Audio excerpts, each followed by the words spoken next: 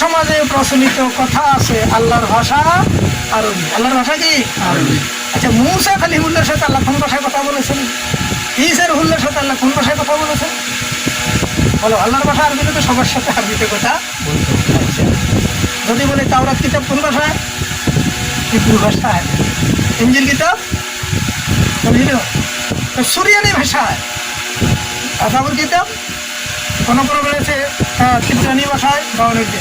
আর কোরআন আরবি। আসলে এটা রহস্যটা কি? আল্লাহ তো সকল ভাষায় বলে, আল্লাহ তো সকল ভাষায় বলে। এই জন্য এক মৌলবীকে বলেছিলাম, মৌলবী পৃথিবীতে ৬,৫০০ ভাষাভাষীর লোক আছে, সবাই যখন মক্কা শরীফে হজ করতে যায় তখন স্যার আপন ভাষা দিয়ে আল্লাহর কাছে তার প্রার্থনা জানায়। হ্যাঁ, এখন আল্লাহর ভাষা যদি শুধু আরবি হয়, আল্লাহর কোনো ভাষা জানে না, তাহলে ৬,৫০০ ভাষাকে আল্লাহকে আরবিতে তারজামা করে বুঝাই দিল কি খেয়ে ওই তো জানি নেবে গতুর কথা। তুই জানোস কি কিনে আইস? তোমরা জেনে নাও, সারা পৃথিবীতে যত ভাষা সৃষ্টি হয়েছে সকল ভাষা আমার আল্লাহ। সকল ভাষা কার? সকল ভাষার স্রষ্টা আল্লাহ। সকল ভাষা তিনি বুঝেন, আর প্রত্যেকটাই তার থেকে জবাব নিবে তার আপন ভাষায়। এটা ক্লিয়ার? এটা সৃষ্টি প্রেমিকেরা কিনা।